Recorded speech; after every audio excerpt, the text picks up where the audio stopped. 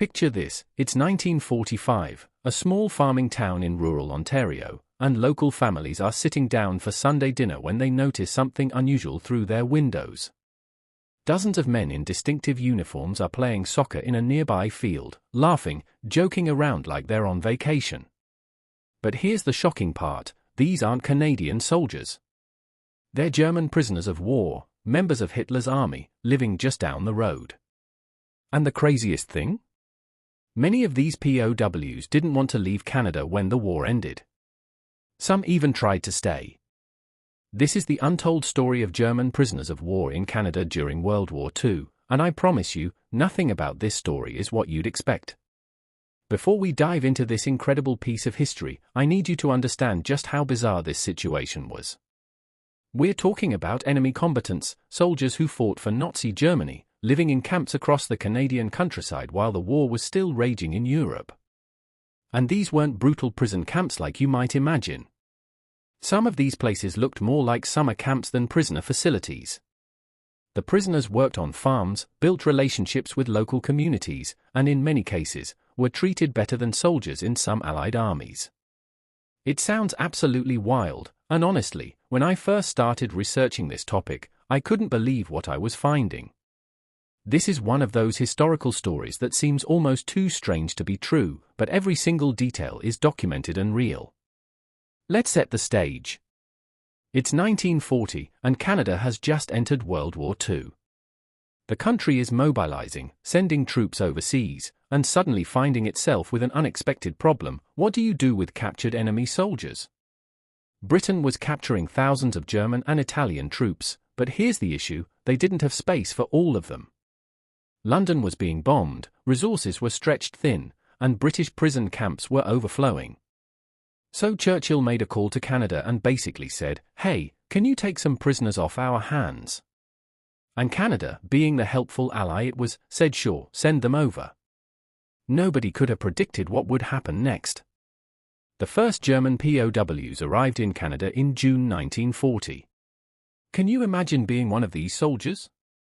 You're fighting in Europe, you get captured by British forces, and suddenly you're being loaded onto a ship headed across the Atlantic. Many of these prisoners thought they were being sent to their deaths.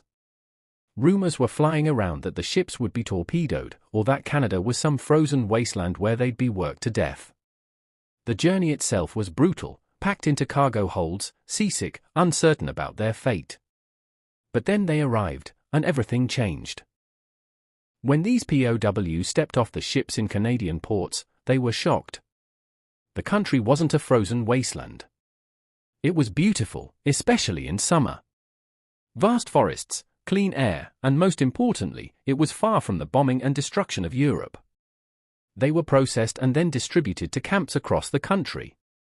And here's where it gets really interesting, Canada ended up building 26 main POW camps and dozens of smaller work camps. We're talking about facilities from British Columbia to New Brunswick, housing over 35,000 German prisoners at the war's peak. That's more than the population of many Canadian towns at the time. Now, let's talk about what these camps were actually like, because this is where the story gets truly fascinating. The camps varied quite a bit. Some were more secure than others, but even the high-security facilities were nothing like the concentration camps or brutal POW camps that existed in other parts of the world. Take Camp 133 in Lethbridge, Alberta, for example. This was one of the larger camps, and prisoners there lived in heated barracks, had access to a library, could put on theatrical performances, and even had a canteen where they could buy treats with the small wages they earned from work. They played sports, formed orchestras, and created elaborate hobby crafts. One prisoner carved an entire chess set from scrap wood. Another built a detailed model ship that would later be displayed in a local museum. But here's something that really blows my mind. The Geneva Convention required that POW officers couldn't be forced to work, so German officers in Canadian camps literally spent years doing whatever they wanted within the camp boundaries. They organized classes, taught each other languages, and some even worked on university correspondence courses. There are documented cases of German officers who arrived in Canada with a basic education and left with the equivalent of a college degree. While their fellow soldiers were dying on battlefields in Europe, these guys were in Canada taking literature classes and learning English. The working prisoners, the non-officers, had a completely different but equally surprising experience. Canada was facing a massive labor shortage. All the young Canadian men were overseas fighting, and farms across the country were desperate for workers. So the government created a program where POWs could work on private farms and in lumber camps. Every morning, trucks would pick up German prisoners and drive them to local farms where they'd spend the day harvesting crops, tending livestock, or doing whatever needed to be done. And here's the kicker, they were often working alongside the wives and daughters of Canadian soldiers who were fighting against Germany in Europe. Let that sink in for a moment. A German POW could be eating lunch at a kitchen table, looking at a photograph of a Canadian soldier on the mantel, knowing that he might have fought against that very man just months earlier. The relationships that developed between POWs and Canadian civilians are some of the most incredible parts of this story. At first, there was definitely tension. Local communities were suspicious, sometimes hostile. But over time, something unexpected happened. People started seeing these prisoners as individuals, not just as the enemy. There's a story from a farm near Bowmanville, Ontario, where a farmer named Robert McIntyre initially refused to have German POWs work on his property. His son was fighting in Europe, and he wanted nothing to do with enemy soldiers. But he was desperate for help, so he reluctantly agreed to take on 2 prisoners. Within weeks, these 2 German men had become almost like part of the family. They worked harder than any hired help he'd ever had, were respectful and polite, and one of them even helped deliver a calf in the middle of the night when complications arose. By the end of the war, McIntyre wrote a letter to the government requesting that these men be allowed to stay in Canada permanently. And he wasn't alone. All across Canada, similar stories were unfolding. In small towns in Saskatchewan, German POWs were invited to church services. In Quebec, some were included in local festivals. There are documented cases of romance, though this was officially forbidden. Several German prisoners fell in love with Canadian women, and after the war ended and they returned to Germany, these women would travel across the ocean to be with them. Some of these relationships lasted for decades, resulting in families that bridged the divide between former enemies. But not everything was peaceful and harmonious. We need to talk about the darker side of these camps, because it definitely existed. Within the POW population, there were tensions that reflected the politics back in Germany. You had hardcore Nazis who remained fanatically loyal to Hitler, even as the war turned against Germany. These men tried to maintain discipline and Nazi ideology within the camps. Then you had anti-Nazi prisoners, men who had been forced into military service but didn't believe in the cause, and they just wanted the war to be over. The conflict between these groups sometimes turned violent. The most extreme example happened at Camp 44 in Bowmanville, Ontario. This camp housed some of the most elite German prisoners, including U-boat commanders and Luftwaffe aces. In October 1942, the British government ordered that these high-ranking prisoners be shackled during the day, a response to reports that Germans were shackling British prisoners. When guards at Bowmanville tried to implement this order, the prisoners revolted. What followed was called the Battle of Bowmanville, and it was like something out of a movie. Prisoners armed themselves with makeshift weapons, clubs made from bed slats, iron bars, whatever they could find. They barricaded themselves in their barracks and fought against Canadian guards for 3 days. They threw food, debris, even their own furniture out the windows. Guards responded with fire hoses and tear gas. Eventually, the prisoners were subdued, but it showed that beneath the surface of these relatively comfortable camps, there was still very much a war going on.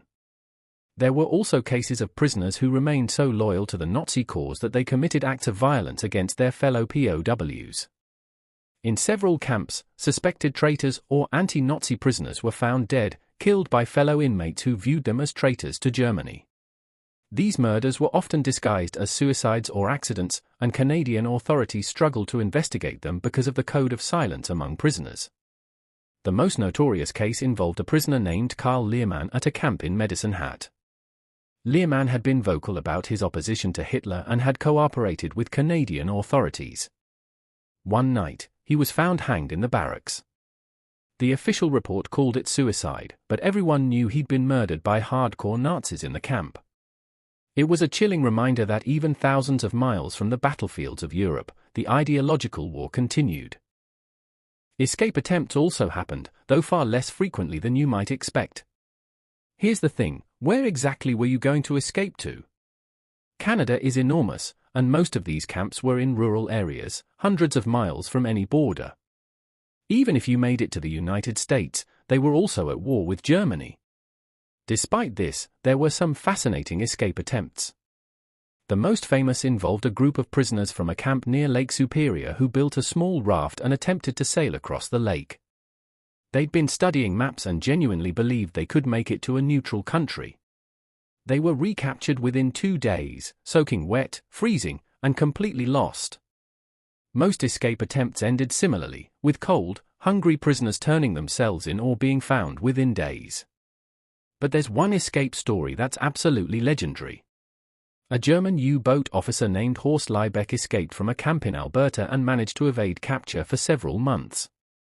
He'd been planning this for over a year, learning everything he could about Canadian geography, stealing civilian clothes, and saving up money from his work wages. When he finally made his break, he headed west toward the Pacific coast with this wild idea that he could somehow stow away on a ship back to Germany. He lived in the wilderness, occasionally stealing food from farms, moving only at night.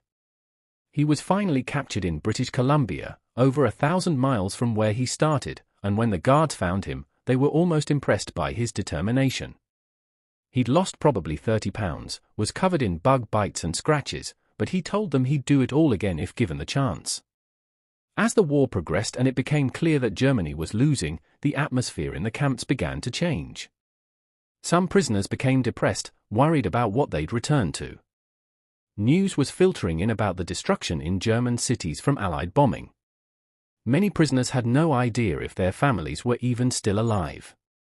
Canadian authorities started implementing re-education programs, showing prisoners films about Nazi atrocities, trying to deprogram the hardcore Nazis. These programs were controversial and had mixed results.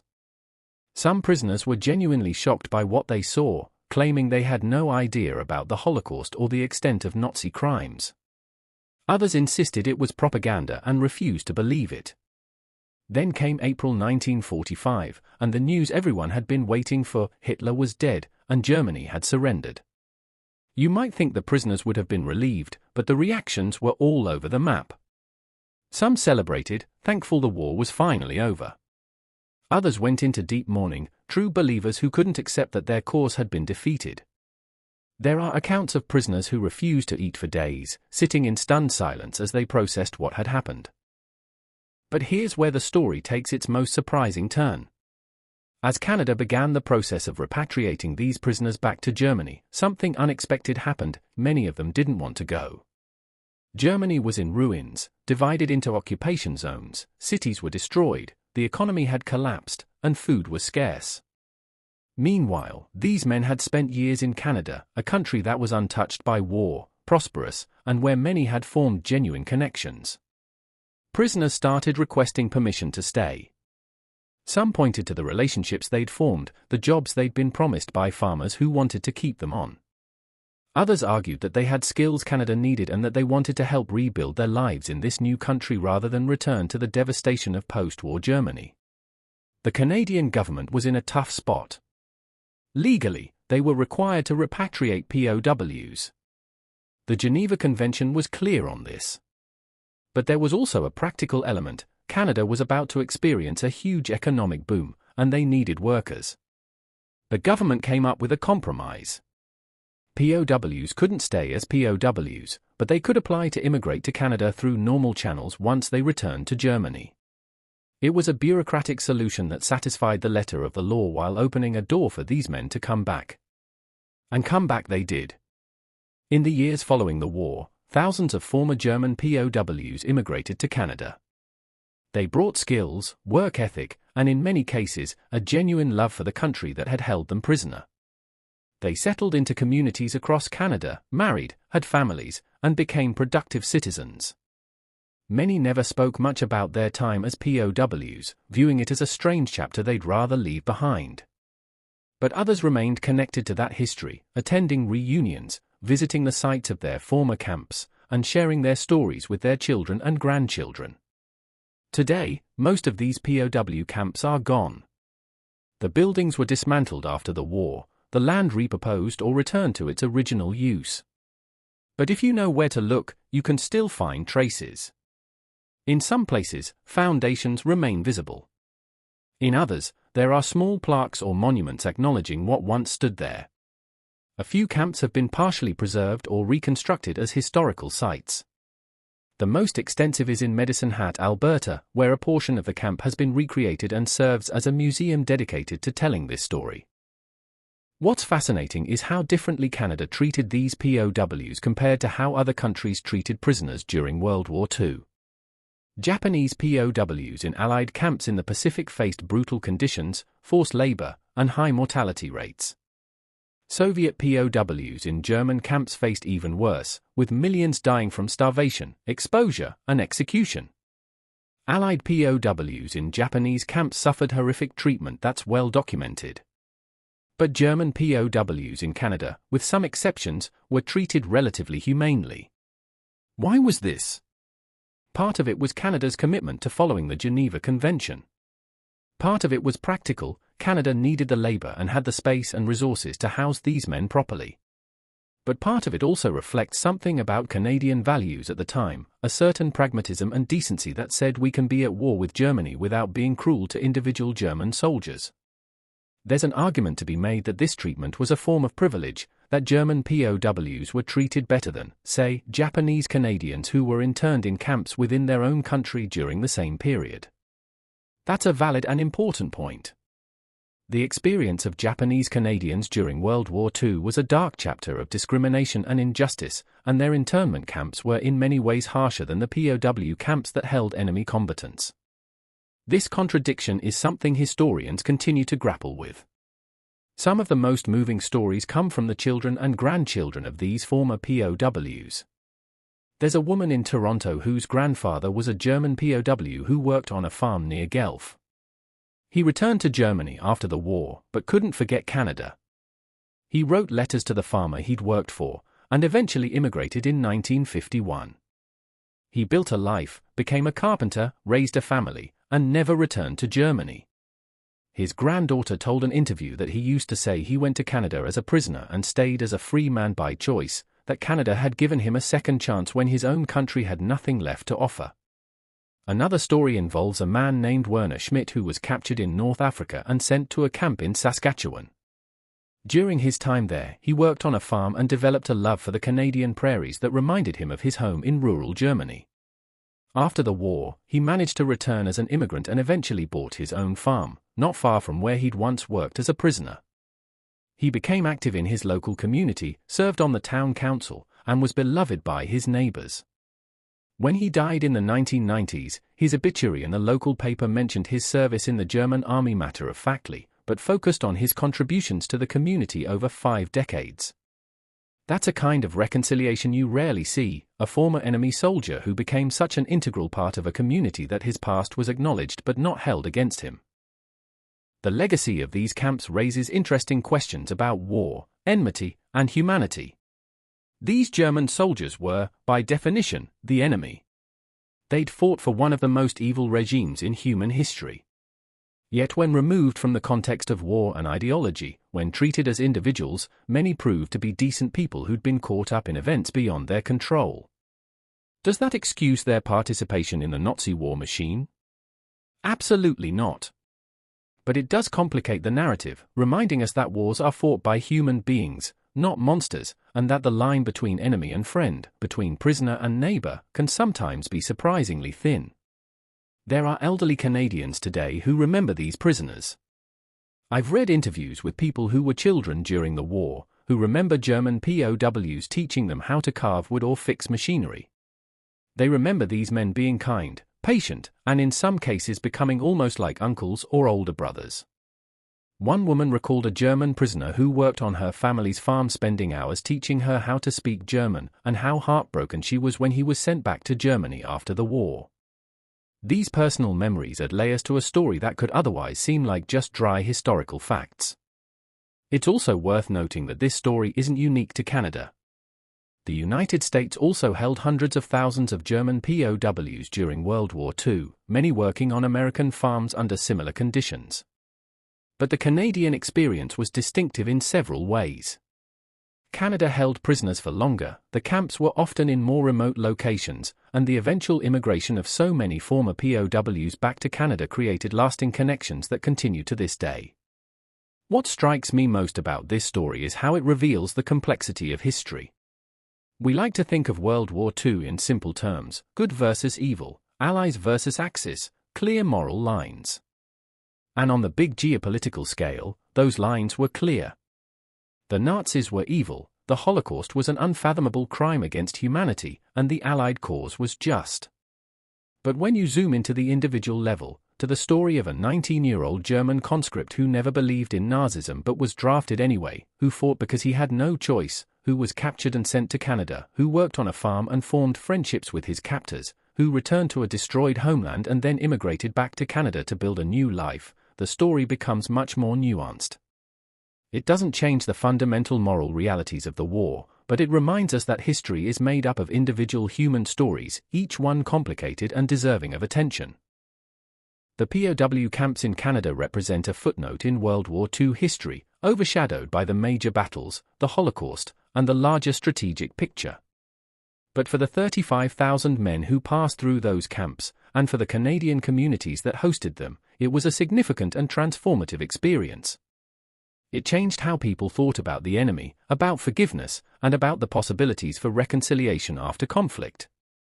In a war that was otherwise defined by unprecedented brutality and genocide, these camps represented a different possibility, an example of how even in the darkest times, there can be moments of humanity and decency that transcend the hatred of war.